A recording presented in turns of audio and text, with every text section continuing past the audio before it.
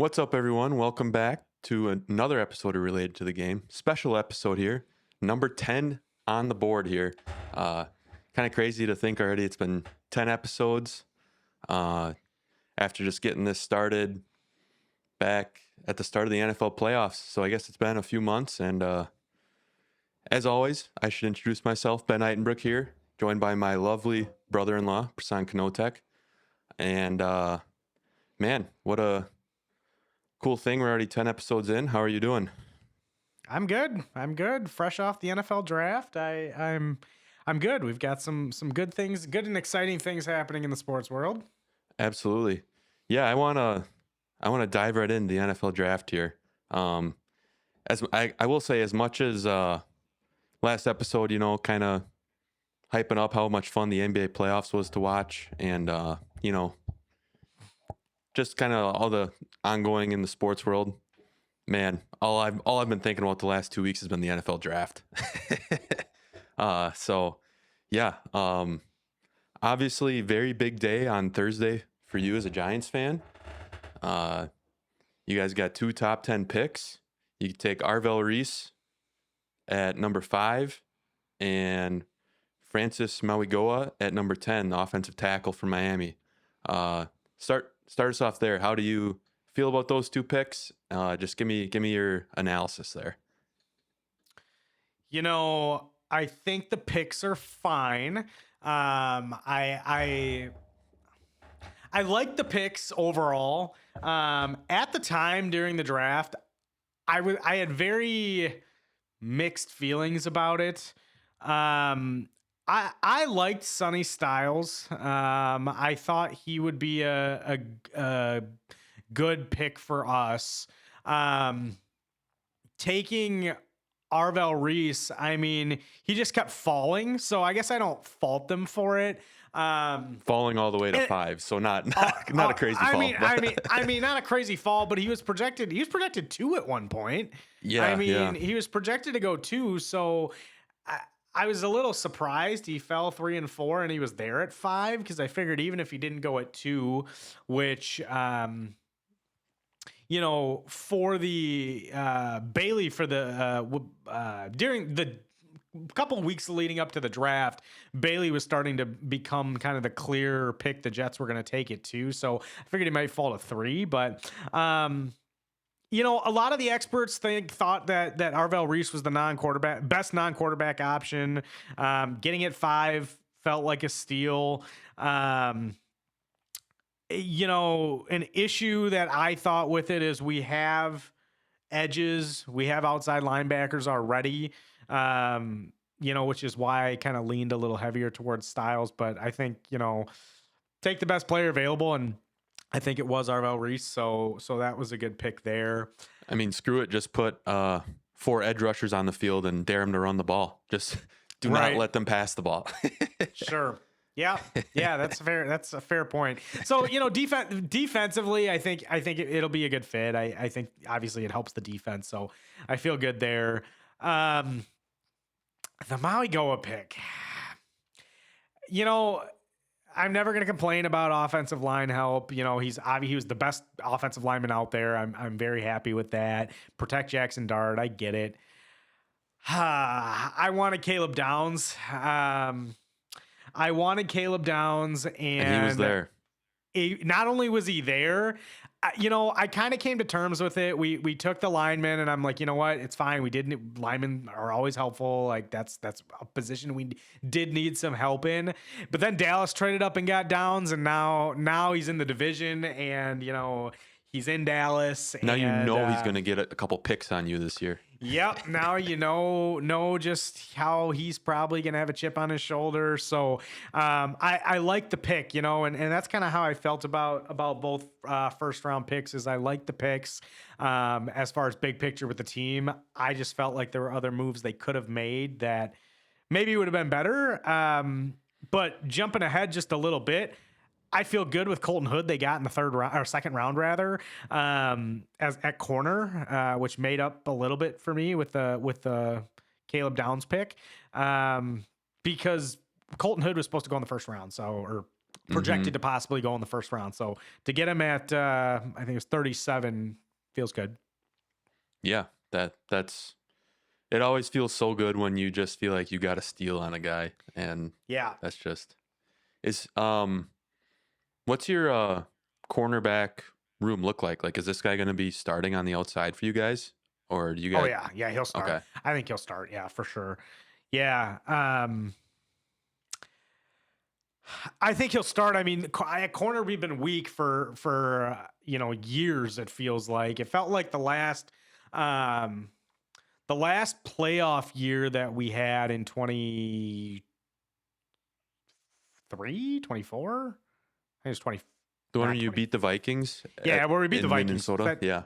or was that? Yeah. So the last playoff year we had, even then it felt like corners we had were getting beat. Like it was, again, the year was good. Daniel Jones played well, and the defense played well enough to win games, but it felt like, they lost that year to the Eagles, and the Eagles just stomped them because Jalen Hurts, who arguably I think struggles throwing the ball a little bit, but he was like just torching people. I mean, left and right in that game. So corner's always been an issue. I think the biggest issues we've had at on the team in general for the last decade, it feels like corner, offensive line, and I think those are the two biggest kind of gaping holes we've had for a while. So yeah, Hood will start. Mm-hmm. Cool. And then Malachi Fields, wide receiver out of Notre Dame, in the third round. I don't know much about him, but I figure with Wan'Dale Robinson leaving, there's going to be volume to fill in. Obviously, Malik Neighbors will be back. But where's he going to fit in? You think he's going to see the field a lot? Yes, I think he'll see the field a lot. He is he's big as far as like size goes, which I like. It'll draw some attention off of Neighbors too. I think they will play very complementary together, Fields and Neighbors. He can play the outside. He's kind of your contested catch guy. I think a lot of DK Metcalf when I think about him, of just like big guy, like athletic, but also like has the size, can go up and make a contested play. He could be a slot guy also that he has been used in before. He's got good blocking potential. I like that pick a lot. Some people came into that saying that they traded up, traded back into the third round, and might have been a little bit of a reach. But you know what? I'm always a fan of, if you like a player, go get them, right? If you are high on the player for whatever reason, you think that it's a good fit for the team or the scheme or whatever it might be, go get the guy. If you can make the move. And I don't think he would have been there later for us to take. So I think trading up was back into the third round was a good move. Yeah, I agree with you there. Like it's hard to say if it was the right move for the right player, but you got to agree with the process. If you've got a guy that you think this much more highly of than everyone else on the board, and you think he might go before he gets to you, trade up and get him. Yeah. Because even though you're paying a premium, if you're right in your evaluation of the player, which you're paying a lot of guys in the building to evaluate them, then it's worth it every time, because you're getting a tier above from who you would have gotten otherwise. So yeah, I agree. Yeah. And then I was looking, it looks like you guys just had 3 6th-round picks then beyond that for the rest of the draft. Is that right? Yep, correct. Anything noteworthy on any of those guys? Looks like a D lineman, tackle, and a linebacker. Yeah, the only noteworthy thing I have there is on the linebacker front. Jack Kelly, I think the value there we have outside of him being a linebacker is he's going to be a big special teams guy potentially. He should play some there. He's pretty athletic. He's got the physicality. So I liked him. The other two guys, nothing too much that I have on there. One thing I'll say also though is undrafted free agent. We signed Dominic Zavada, kicker from Michigan. So Oh, nice. It's funny because when the first kicker went on Saturday, I think it was either Alexis I asked or somebody else I was with that I asked, and I said, "Oh, who went?" And I was wondering if he'd get drafted, and he never got drafted. But I was excited the Giants picked him up because number one, I like him. He played at Michigan, but he was good. I mean, he made some 60, 70 yarders at Michigan, and the Giants have had a 70 yarders? No way. Yeah, he made a 70-yarder. The 70-yarder I think was in practice. The 70-yarder was in okay. practice, but in the Okay. game I think he made a 60 and like 63-yarder. But yeah, in practice he made a 70-yarder. The Giants have had kicking problems the last couple years now. It feels like more often. So now we've got like 3 kickers on the roster. So it'll be interesting to see come training camp and spring preseason what they end up doing there. I'm sure they're all going to get some play and see what happens. Yeah, I'm curious with kicking in the league and how all of a sudden there's dudes out there that can make 70 yarders in the NFL, and like people actually attempt them in games and they go in. I wonder, obviously, like you got your Brandon Aubrey, who's just a unicorn, just automatic, and then Cam Little in Jacksonville, huge leg, he's making the 70-yarder or whatever. And there's not many guys like that, but I'm sure there's plenty of there are guys out there with that big a leg, but they probably don't have the accuracy and consistency to make the NFL as a kicker. I wonder if there's at any point going to be a team that rosters 2 kickers. They got their deep kicker who can make 50% of his 70-yarders, and then they got their guy for under 50 who's automatic under 50. Because getting both those traits in one kicker is obviously, like, it's Brandon Aubrey. It's very rare. Yeah. So I guess That's interesting. I don't know. Just that's thinking an about interesting. That's an interesting point. I hadn't considered that because you want to think, but you want to think your kicker is going to be prepared for everything. But yeah, in today's NFL where you've got kickers that can make them from 65, 70 yards, you obviously want to be prepared for that. You want to have guys that can kick deep, and you want to have guys that can make your chip shots also. Yeah. I mean, interesting.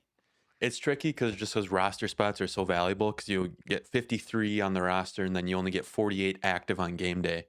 And every one of those guys you have active for a purpose. So you'd be deactivating someone else at what cost? Maybe they're a backup D end or something, but they also play on special teams, and you got to fill that hole now. And so it's it's a trade-off for sure. You don't realize often, like, of those 48 guys, like most of them see the field at some point, right? It might not be like your starting tackle or you're playing every snap, but like some of those guys are out there for just special team plays or just kickoffs and things like that. So most of those players are playing, and then obviously you have like your backup quarterbacks and things like that are necessary to have. So there's not just like dead weight on the game day roster. Most of those people are playing.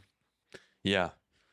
So it would have to take the right combination of having 2 kickers to actually make it worth it, where now whoever you leave out, okay, now this starter has to play on these special teams units, and you risk you slightly increased chance of injury for them and just a little more wear and tear on the guy.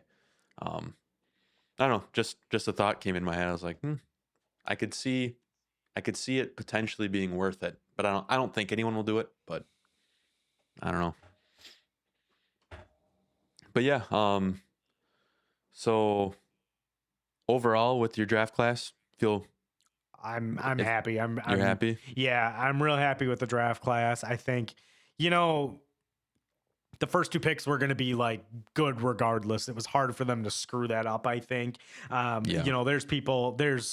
There's other people that some fans may have wanted, other people that some fans may have not wanted, whatever. But, between Reese and Moigoa, I mean, I'm happy with that. The cornerback and Colton Hood really solidified it for me. That's a great pick. Malachi Fields I like. So, 4 of the 7 picks they made, I really, really like. And it's the first 4, the important ones. And yes, correct. Yes, for sure. It's the first 4, which is good. And we'll see about the other three guys, but overall, I'm happy.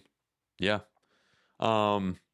Just curious on now that the dust has settled quickly on the trade. So it ended up being Dexter Lawrence traded straight up for Francis Mauigoa. Obviously, contract plays a big role in Dexter Lawrence situation, and obviously you get Mauigoa on a rookie contract. How do you feel about how that shook down and what you ended up getting in return? I think it's fine. I think the trade in general, with Lawrence's contract and where he was going to be at in the contract, we're saving money, and we really didn't have Lawrence for that much longer. So overall, I think losing him, especially with where our defense is at now, I don't think is a huge loss. He's a great player. But I think the defense is just evolving a little bit differently now. And to get help on the line is good. You get it on a rookie contract. You get the best offensive lineman that was supposed to be that was in this draft. You get Jackson Dart a little bit more protection there, considering he, especially with how he likes to run the ball. We want to get, especially when he's in the pocket.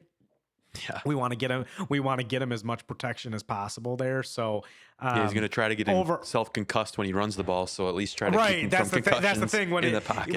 when he's passing the ball in the pocket. Let's keep him safe and taking minimal hits because he does run a lot. So yeah, overall I like it. I think it was a good trade, which it ended up being the lineman for Lawrence. So I liked it. Yeah. Last question I have Giants related for you is we talked a little bit about with Arvell Reese coming in, the logjam at edge rusher, and the big rumors are Kayvon Thibodeau getting traded. What's the latest on that? Is he on the trade block or he's hanging around or? Team keeps saying he's hanging around. I mean, even throughout the draft, and because it was a big question. As soon as they drafted Reese, everyone said oh, Kayvon Thibodeau is going to be gone. This is it. And I think it was literally that night, Thursday night, Joe Shane was nope, we're no plans in trading him. And then he doubled down on it Friday and was yeah, no, we're not trading him. So I assume he's still going to stick around. We'll see what, obviously training camp and preseason and even throughout the season, especially if the Giants are in kind of a weird spot where they're kind of hey, we're contending, we're not contending, whatever it might be. If there's a chance that they make a wild card run or even a divisional run, I think there's a chance he gets moved.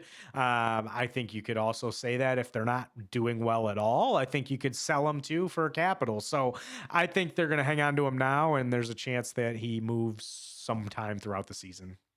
Yeah, that makes sense.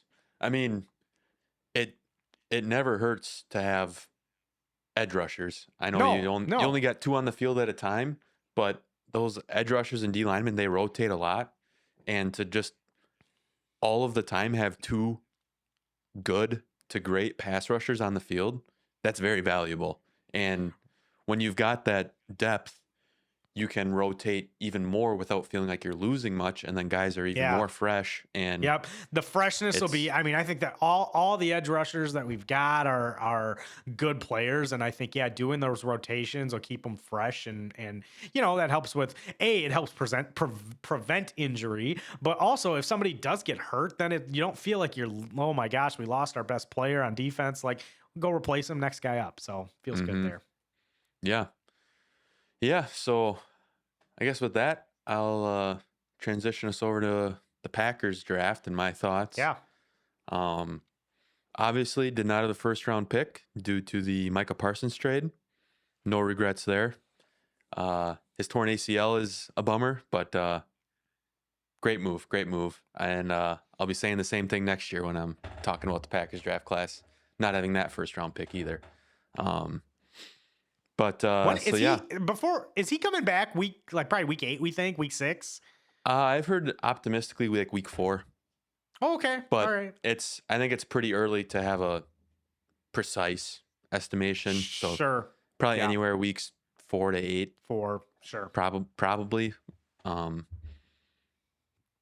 yeah, you never know. He's a freak. He could come back faster, or it could take him a little longer. So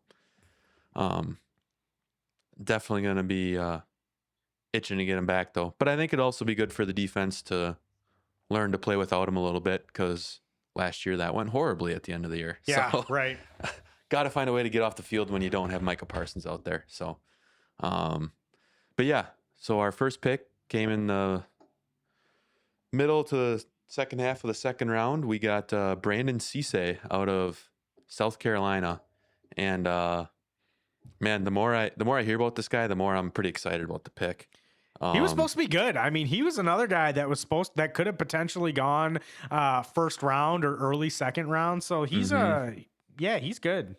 Yeah, everything I hear about him, just a freaky athlete, and he's gotten better in his 3 years in college. First two were at NC State, then last year was at South Carolina. And yeah, just super athletic, and he's 20 years old. So a good point I heard on one of the podcasts I listened to was just that you got these other corners in the draft that are coming out at 23, even 24 years old. And if you look at their tape from when they were 20, it's a whole lot worse than this guy's tape at 20. Sure. So obviously it's projecting, and it's never a sure thing, but there's just a lot of promise there. For him to keep getting better. He's not a finished product. He's a young guy, and sounds like he's got a strong work ethic and just lives for football. So I think he's going to fit well in Green Bay, where there's nothing else to distract you except for watching tape and practicing football and hitting the weight room. So yeah, I'm really excited for him. And with our corners, not a great corner room. Obviously a position of need for us. We had Keyshawn Nixon and Carrington Valentine was our starters on the outside last year for the most part. They're both back, but Cisse will be right there competing for one of their starting jobs. It could go any which way. We also brought in free agent St. Just, who I don't have super high hopes for him, but just another guy competing in that room. But yeah, I'm excited for him. I think he could make an impact. He could earn, maybe not week one, but he could end up being our starter before the season's done on the outside. I think there's a realistic chance of that. So that's exciting. Then our next pick, we were in the third round, and we had pick 84, and we traded up to 77. Everyone kind of knew our other big position of need was D tackle. We need a big guy who can play like nose tackle, right on the inside, run stuffer, big guy. We trade up, and possibly the greatest nickname of all time, fan favorite, is on the board. Everyone's saying, oh, they just traded up for Dominique Orange, Big Citrus. And I was all about it. I was like, yes, this dude is a beast. Great nickname. And they didn't pick him. They went with Chris McClellan, D tackle from Missouri. So in the moment, disappointment. It was like, oh, I wanted Big Citrus, But again, the more I start kind of hearing about him, I'm not upset with that pick. A lot of guys think this guy is about they had him graded in the same tier of D tackles as Big Citrus, and so he's right in there. And from where our pick was to where we traded up to, 2 D tackles went off the board after we took McClellan. So there's a good shot he wasn't there if we didn't trade up. So kind of like you were saying with the trade up, they value this guy more than the others. Go trade up and get your guy. I heard some saying that he was even potentially going to be our second round pick if Brandon Cisse wasn't there. So again, process, if they view him that highly, good decision to trade up. You pay the 5th round pick and you get a guy in the interior that will be playing significant snaps, I believe. I don't know if he'll be starting inside or if he'll be more of a like a straight up nose tackle or just a normal D tackle in there. We'll see. But yeah, I'm again excited. A lot of times the Packers' first pick or two in the draft is disappointing in the sense that we always pick the project guy. Mm. Like Lucas Van Ness, even Rashawn Gary, just a lot of our top picks, it's like, okay, this guy has a bunch of potential, but we've got starters But in not front of there him. yet. And Got to develop maybe them. in Sure. his third year, he'll be a good starter for us. And it's just like, okay, I get it, but like, I want to see it. I want to see these guys out there, you know? And I Yeah. think both of our first two picks here with Cisse and McClellan will definitely have an opportunity to earn starting roles. And even if they don't start, they will be seeing the field. So Sure. exciting to see them out there. And then in the fourth round, we got denied Dennis Sutton, edge rusher out of Penn State. And he's an interesting guy. Everything I hear about him is his tape is kind of like fifth, maybe even sixth round quality. It's just not that impressive, but he is an absolute physical freak. In the relative athletic score, he is whatever they started tracking it since like 1987. He's the 16th most athletic edge rusher they've ever graded. So just an absolute physical freak. And so that's one where you're in the fourth round. I mean, you can't teach that. You can teach technique and pass rush moves. Sure. You Yeah. take them and hope you can turn them into a beast. Pretty cool that he'll be teammates with Micah Parsons. Hopefully, another Penn State guy will take him Yeah. under his wing and take him to the next level. So exciting there. Then beyond that, Jaeger Burton, he'll be offensive line depth, interior offensive lineman in the fifth round out of Kentucky. Damani Jackson, corner out of Alabama. Don't hate it. Throw another guy in there to compete in our weak corner room. Yeah. See what happens. He's a Sure. sixth rounder. You know, Yeah. it's a dart throw. Maybe it'll Throw it hit at the and wall. See what he'll happens. turn into Yeah. something. Mm-hmm. And then we had 2 7th round picks left, and we said, screw that. We're trading up to the 6th and taking a kicker, baby. I love it. It came as a surprise to me because we had, I don't know if we extended McManus or something, but like we paid him some kind of roster bonus of like $1 million in the offseason. And everyone was Okay. kind of like, oh, we just committed that money to must- him. He's going to be Yeah. the kicker next year. But now they draft a kicker, trade up for him and draft him. So he kicked at Florida. It's always good to have a competition there though. Mhm. Like just telling McManus like, hey, you're the guy, and he goes in there feeling confident and like nothing to really prove, I guess.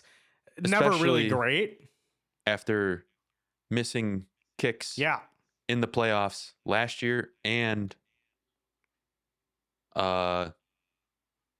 2 years, not the previous year, but the one before that. 2 years not ago, the yeah, Eagles, yeah, yeah. but against the 49ers in the divisional round, missed a big kick when we had the lead in the second half. So yeah, just got to bring that competition in. And now, I mean, Brandon McManus is 35 years old. He's had those bad misses. For McManus to win this job, he has to significantly beat Trey Smack. If Trey Yeah. Smack is just a little bit worse, he's going to get the job because they drafted him. He's young and cheap. So I really hope he wins the job, just because if he doesn't, that means he kind of sucked. Because if he's just Yeah. good, which all indications are, he's only kicker drafted, and it's kind of just generally like the best kicker out there coming out of college. So happy they brought him in, and hopefully he can just be a good kicker and not Yeah. choke. Yeah. Just make the kicks. That's all you got to do. Mm-hmm. But yeah, so overall, I'm pretty happy with the draft. What were you gonna say? Yeah. It feels like, the goal of the draft obviously is what I was trying to ask myself after the draft is like, hey, did we like get better today? Did we improve, fill positions that we needed to? We obviously had holes. Are they addressed or at least attempted to be addressed? And I think, yeah, I think Giants did that for sure. I think the Mm-hmm. Packers did that, especially at corner. It sounds like now you've got obviously Cisse, but you got the 6th round pick guy too. That it's like, hey, if we have a weak room, like maybe this will work out. So yeah, I mean that's all you can ask for from the draft. Mm-hmm. Yeah. So I guess otherwise from there, you got any other just draft headlines you Yeah. noted down you want to talk about? Yeah, my first one, Cleveland had a great draft. I You mean, think so? I think Cleveland had a really good draft. They traded back, took the top offensive tackle prospect in Fanu. Offensive line was a big need for them. Mm-hmm. They were one of the worst wide receiving cores in the league. And they got KC Concepcion. I think he's gonna And be a then stud. I think he's he's gonna be really good. good. Yeah, I think he's gonna be really good. And then they got Denzel Boston also. that's right. Um, Yeah. yeah, I mean, I think Cleveland had a great draft. I think they had Cleveland themselves had 10 picks in this draft. And I think just having that amount of picks, I mean, probably obviously not going to hit on all of them, but like it'll fill need for a roster that was like tons of holes in it. Having 10 picks will get you some young guys in there that will fill needs for you. So Yeah. Yeah. With stacking up draft picks, it's always you never no player you pick is a guarantee. So having more picks is just more bites at the apple. yep. Another lottery ticket to get a good player. So yeah, it's always good to have lots of picks. And yeah, that's I didn't think it through really, but yeah, they did a good job. Also in the 6th round, I think they added Taylon Green, the quarterback I kind of Yep. had a Yep. crush on for the late rounds. So I mean, he's not he's a 6th round quarterback, so Sure. just throw another mid quarterback into that quarterback room. I don't know what they're gonna do there. Yeah. Who With, knows? Someone will emerge Shadur, as a starter. Dylan Gabriel, Taylon Green, I and s- Deshaun Watson. I think Watson's gonna start. Is what I I've saw heard. that today. Yeah, I saw today. It looks like Watson's going to start, and he's got the edge over Sanders. So, yeah, I Yeah. mean, who knows? They've got like 4 or 5 guys there to play quarterback. So What a one of them, mess. hopefully, at some point, one of them works out. It's How a did you shame feel? they got this nice draft class, and their quarterback situation is probably just gonna make it all Yeah. worthless for this year at least. Yeah, you'd think you gotta like have one guy there that can just like get the ball to you. I mean, now you've got receivers. You've got Harold Fannin still, who was really good last year. They've got Judkins at running back. Like They you revamped gotta the think offensive line decent for They like yeah, the headline they've being got a better their entire line. starting O line was free agents. They got new guys in there that they have experience starting, and like they got a shot to be a decent O line too. So Yeah, so they might start to bring it together a little bit here. How did you feel about Carnell Tate going at 4? yeah, surprising. Yeah, That's I guess what I would say. I with it's hard to really say it's a bad pick just sure. because Ohio State has been a wide receiver factory, and he's looked the part in college. He's a good receiver. I don't think. I mean, a 4th overall pick is kind of crazy for him, I guess, because he wasn't at that tier in college where he was just like the unguardable, automatic 100 yards every game guy. But he's a good receiver, and Titans needed a good receiver, Yeah. and he was their favorite. So you got to get Cam Ward some weapons, and they did. So feels early. Feels like they could have maybe traded back a couple spots if Yeah. someone would have offered and still taken Tate.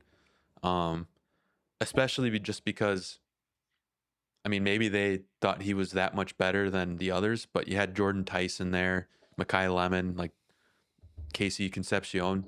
There's other first round talent Yeah, there were. Yeah, receivers.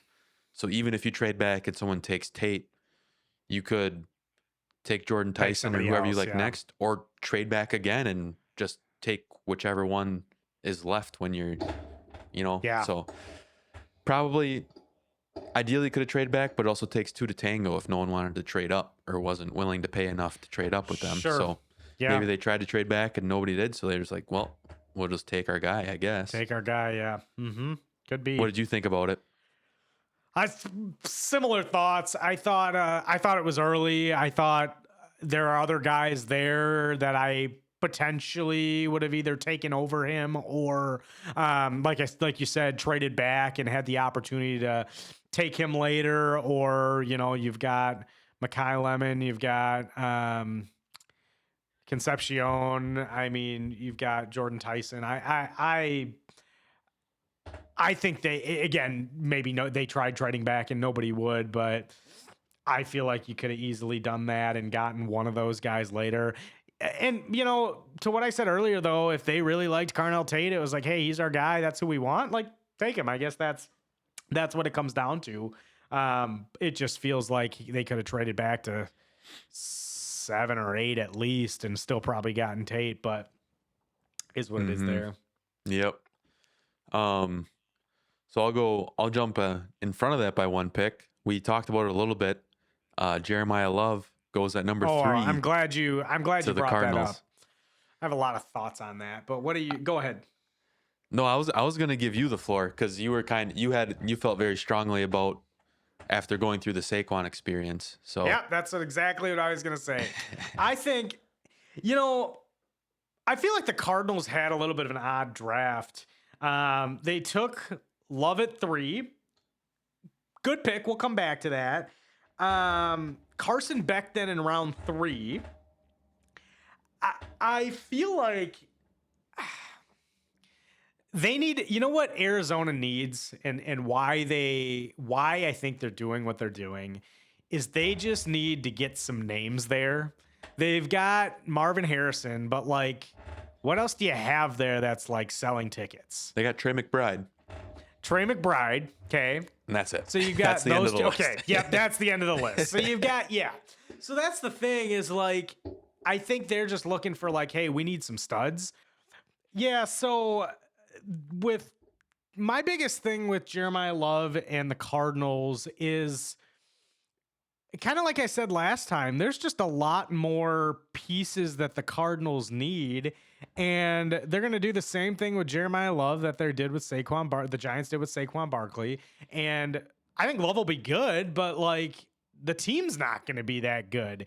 And they're going to kind of run. You only get a few really good years out of a running back, it feels like. And they're going to run him into the ground. And he's going to be a franchise player. The fans are going to love him. He's going to score a lot of touchdowns. They're going to be in games, hopefully. But they're just not going to compete that much, it feels like. And that's kind of the problem I have with them, I think. Yeah. I'm kind of with you. I get the pick because, like you said, they just need talent, and this They need was the names. most Names talented and guy in the talent. draft. Yeah. And he is a threat to score a touchdown at any given moment. He's just an electric player. So I get it from that point of view, but at the same time, yeah, it's not going to make their team better for the long haul or better when it actually matters that the team is better. For the most likely, who knows, maybe he signs a second contract there and they find the right quarterback and they build the team, and all of a sudden he's a contributor or the star of a playoff Cardinals team. But it's just hard to plan on that. So, and their running back room is kind of overfilled now. They have James Conner. They brought in Tyler Algier, who I saw a headline today about him that he signed with them because he thought he was going to be their number one running back. Yeah, poor guy. Like he's a good running back. And in Atlanta, he was always the shadow behind Bijan Robinson. And I'd argue actually like the Falcons used him a lot in Atlanta. Bijan, with the talent that he has, you think like he'd be out there all the time, and Algier just kind of a change of pace back, which he was. Bijan obviously was the clear starter, but Algier would like get certain drives. Like it felt like there were times that he'd get drives, and it felt like I had Bijan on the fantasy team last year. It felt like Algier was always like vulturing Bijan. So I mean, he got playing time, but yeah, he signed there thinking, hey, I'll be the starter, which makes sense. And then all of a sudden they go and they still have Connor and they get Jeremiah Love. And yeah, poor guy. Yeah, it's kind of, he tries to get out of the shadow. And now with this, he will probably. He might be more in the shadow. He'll be more in the shadow potentially. He might be third on the depth chart. I don't know. I would think where probably. he's going to stack up with James Conner and how they're going to use those guys. But, he makes this move hoping to be a starter, and now his legacy is cemented as the two of a 1-2 punch in the backfield. He's just, it sucks for him. Because you said he's a good running back, but yeah, he's just got no chance of being the guy. For probably any portion of the prime of his career. Who's the backup in Atlanta now? That's okay if you don't know. I was just curious. I don't know. That's okay. Now that we just talked, I was just thinking about probably just more of Bijan Robinson. Yeah, probably. He might just be out there all the time. Yeah, because that's right. I feel like I remember when I saw that Tyler Algier was leaving, there was all kinds of people like, well, Bijan's automatic first overall fantasy pick now. Yeah. But yeah, I don't know who their backup is. But yeah, so Cardinals might be fun to watch. I mean, they got Jeremiah Love and Trey McBride. And they'll have players. They'll have players. That's enough to make some highlights. Plays. Yep, that's what they needed is like, hey, we're gonna sell some tickets and have fans because we've got some guys that can make plays and make some highlights. But like, they're gonna lose their games 21 to 38, and then like just not be they'll be in a couple of closer games now. It feels like maybe. But I just don't see them, especially in the division they're in. I just don't see them winning a lot of games. Who's their quarterback? Are they rolling Jacoby Brissett out there? Probably Brissett, or they drafted Carson Beck. So oh yeah, that's right.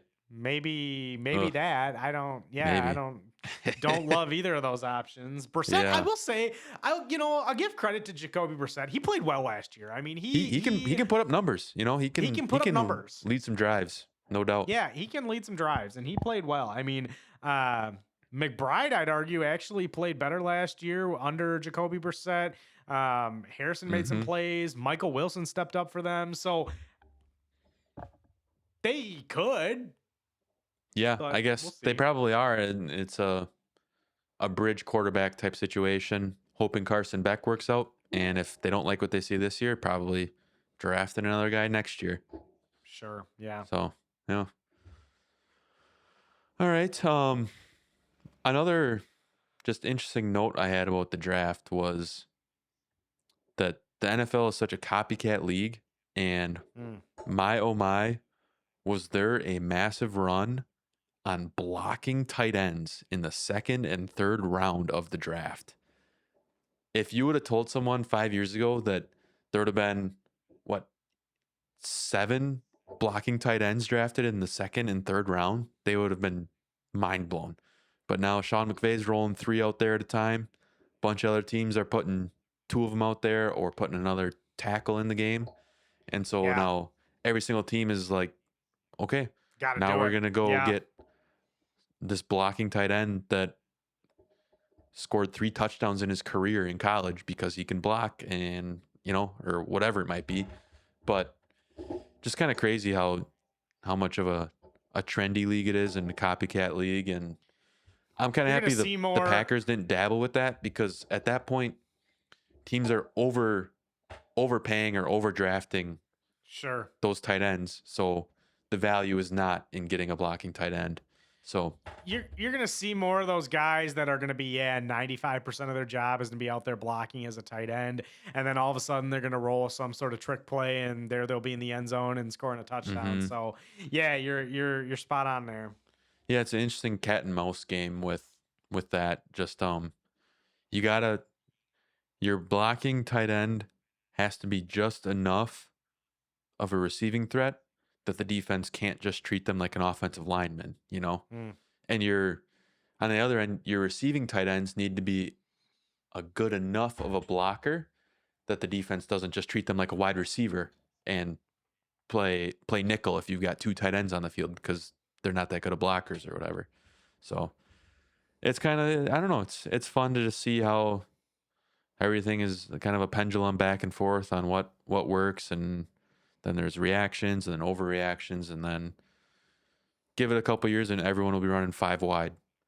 It's fun to see all the changes and how it impacts like people's lives. Like these dudes are blocking tight ends and they're getting drafted in the 2nd round. That's big money, kind of crazy. But yeah, you got anything else NFL draft you want to hit on, or NFL in general, I guess? I guess I'll do. We got to talk Ty Simpson to the Rams. Yeah, we should talk Ty Simpson. That was my top note, and we skipped right past it to Jeremiah Love and Carnell Tate. You got to get back to that. Yeah. What are your thoughts?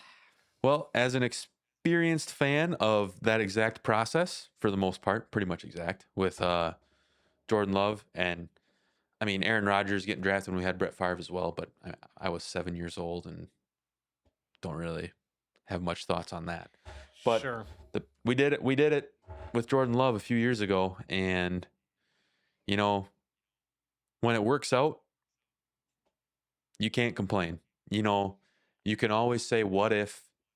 Like the what if when we drafted Jordan Love is T. Higgins was on the board. If we draft T. Higgins, does that win us the Super Bowl?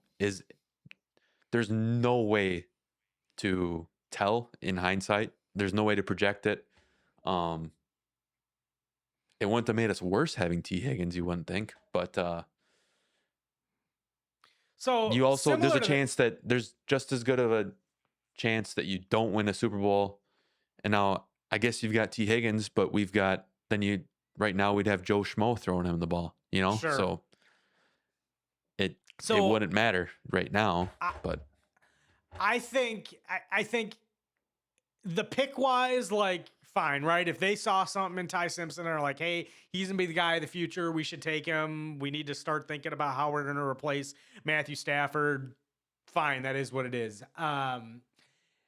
I saw something, it's possible this was even on the broadcast, or maybe this was something I saw afterwards, but it was a announcer basically saying, hey, similar to what I just said, like, you're going to need a quarterback at some point. Like, the pick is fine. The issue I have with taking the pick and taking Simpson when you did is because next year you're going to be in a position where you're probably going to be good.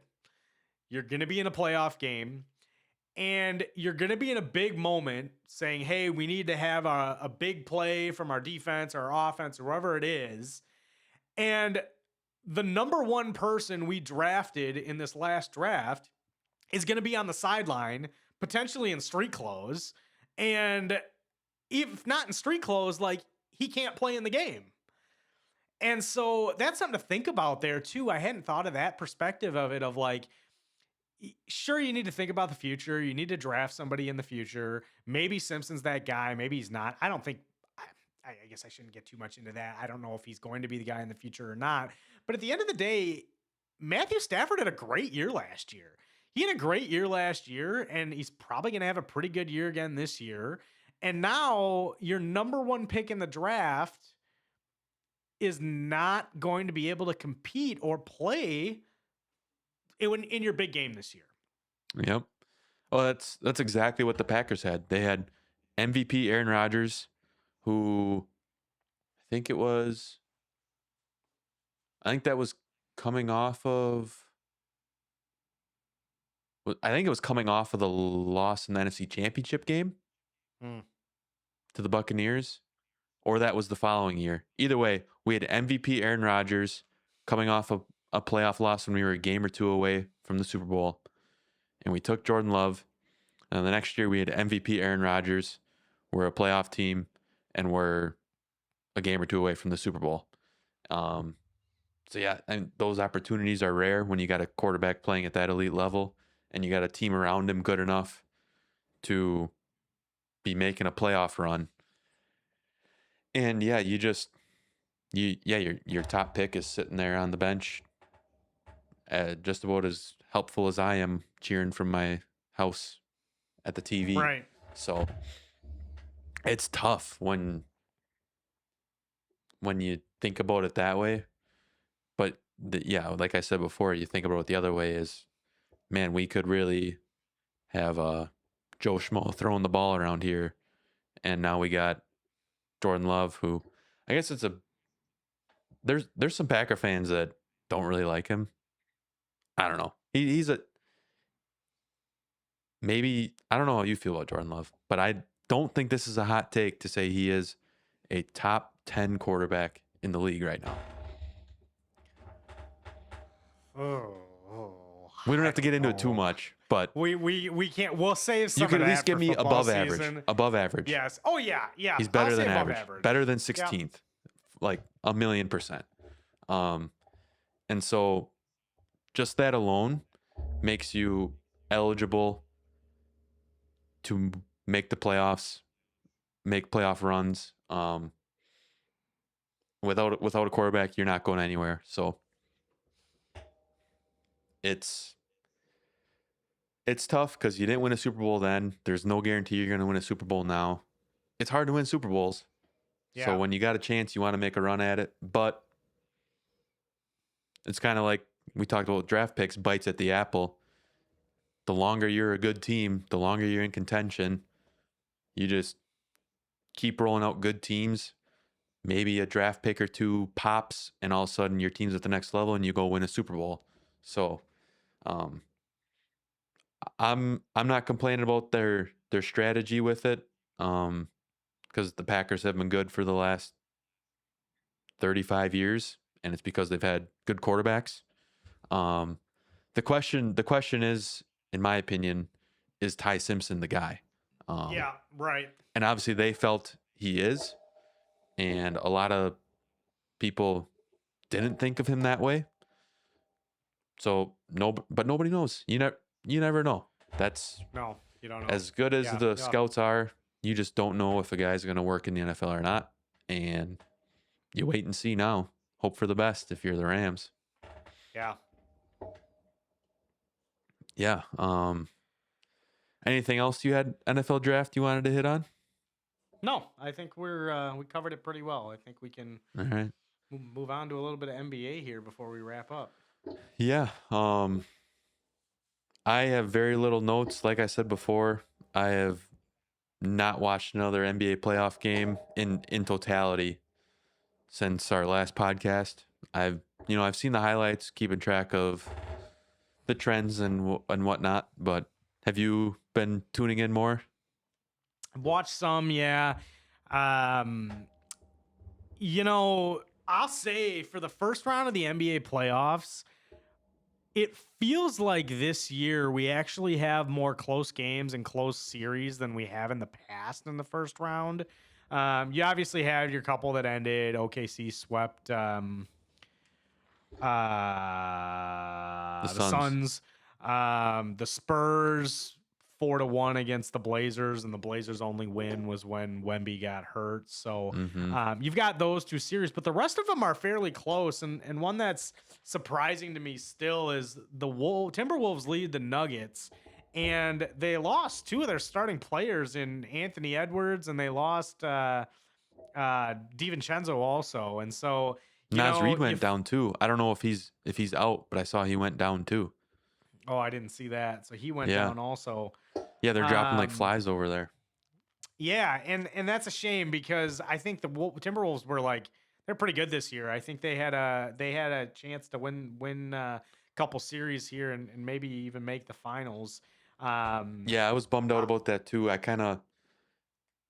mean, they're the 6th seed or whatever, and I liked them as a dark horse. Not that I thought they were going to go far, but Sure. if a lower seeded team was going to, I liked them to Them, make yeah. some splashes. So bummer. I mean, they're still winning the series 3-2 now. They might Yeah, squeak in the yeah, they second are. round, but And that's the thing is, I think they might squeak into the second round. I think if anybody's gonna beat them, still, I think the Nuggets they have a lot, especially with Jokic. Um, it's just hard to any given day the Nuggets can win, especially with some of the other guys on that team. But I think they might actually win the series, and then you're going into the second round of the playoffs, and you're gonna play a whole series without Edwards, without DiVincenzo, and now possibly Nas Reed, depending where that's at. So against the Spurs too. So against the Spurs, then so feels not great. yeah, kind of nice for the Spurs, I guess, if the Wolves get in there to Yeah, they'll get to theoretically probably get a easier series. yeah. But Yeah. Another surprising one for me, just how well the Lakers are playing. The Lakers yeah, are dude, playing very well. without Doncic, without Reeves, Yeah. I tell you, So, LeBron is just ridiculous, dude. I you've probably seen it. It was a famous tweet from like 11 years ago now, where this mm, guy is like, LeBron is 30. Thank goodness this will be over soon. And his career before that tweet was like 12 years, and it's been 11 years since that tweet. He's since almost then, doubled the length of his career, and he's still playing at the same level. He is just unreal longevity, and it just now it he's playing doesn't. with his kid, He's playing with his kid, throwing oops to him in the playoffs. throwing alley oops in the playoffs. I mean, it just you almost don't, you can't realize it just watching him. No, You can't compute that he's what, 41, 42? I think 42, possibly. I think. Yeah, whatever he is. It's just like you think of any other NBA players that made it into their 40s, and those dudes were like shuffling down the court like they needed a walker. And they could still get their buckets, but they looked like grandpas out there compared to the other guys. And LeBron is just flying in, throwing down nasty dunks in transition and just willing his team to victory like he always does. And it's just crazy.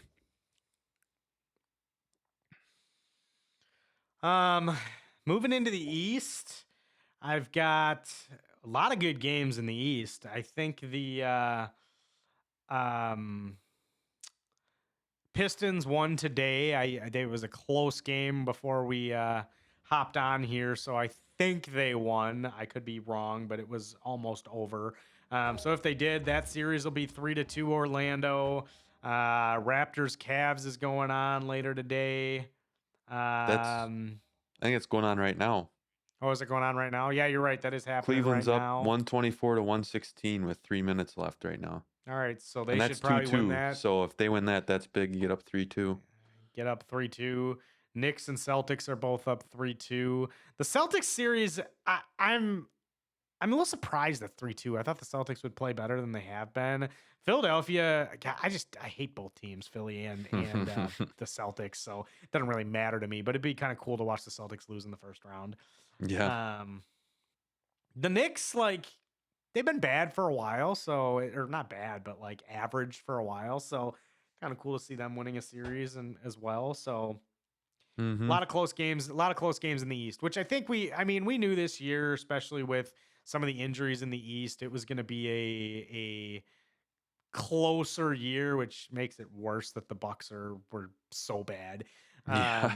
but it was going to be a closer year. So I guess that doesn't surprise me a ton, but a lot of good games in the first round. Mm-hmm. Yeah, with the Pistons, like they were the 1 seed, but everyone could kind of just feel like this wasn't going to be a team to go make the finals. I feel like the championship odds kind of reflected that, like they weren't the favorite out of the East. Yeah. Um, and it's a bummer for them just to, not that it's over, they're down 3-2, but Yeah. if they do end up going out, that's tough. Losing in the first round as a 1 seed is tough. That's tough. Just terrible. Yeah. Was it when the Bucks lost to the Jimmy Butler Heat? Was that a 1-8 or was that a 2-7? I think either way, it felt terrible. It felt bad. Yeah, it felt horrible. It felt horrible, and that was one of those things too that you just like felt all series. It wasn't one of those where it was like, oh my gosh, we just got like shell shocked at the end. Like we just got destroyed quite literally, like the entire series. They just obliterated us on every end, and it was just like. It was just one of those, like, it was like a slow, painful death, and it really just put the fear into you, like, oh, we're gonna lose today again. Oh my gosh, we're losing the series. Oh my gosh, we're gonna lose again. Oh my gosh, it's over. I remember going into every game of that series going like, oh my God, we have to do this again tonight. Like we're gonna like it's just like the stress and like just getting beat, man. It sucks. It was. I mean, for years. We've always gotten every Bucks playoff game for the most part. We've me, my brother, a couple friends, we've gotten together and it's just it really essentially is just like, hey, like when do the Bucks play? Like whose house are we hosting at? And just that we go there all the time. And I missed that this year. First year in a long time. We haven't obviously done that, but missed it this year. But I remember that series, man. It was just like, here we go. Like, we'll get together, but who knows? I mean, if it's a late tip off, we might be done by the third quarter and go home. But yeah, who knows? That was a series I'll never forget how terrible that was. Yeah. Yeah. So I don't know, maybe the Pistons can turn it around and find their way into the second round, and then it's a fresh start. It's 0-0 again, and 0-0 again. Figure it out. See what you can do. So yeah, good fun. Hopefully I can carve out a little time here and actually sit down and watch a game or two because they're fun to watch. Especially if we get any Game 7s, I'll have to try to tune into those. Game 7s in the NBA are just different. That's what they say. The 2 best words in sports: Game 7. So tough to beat. But yeah, anything else you want to talk about today before we wrap it up here? No, I'm good. We've covered a lot today.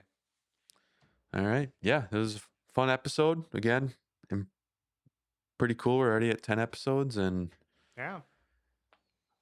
only going up from here, right? That's right. Episode 11 will be better than the rest. And then episode 12 will be better than the rest. So just keep getting better.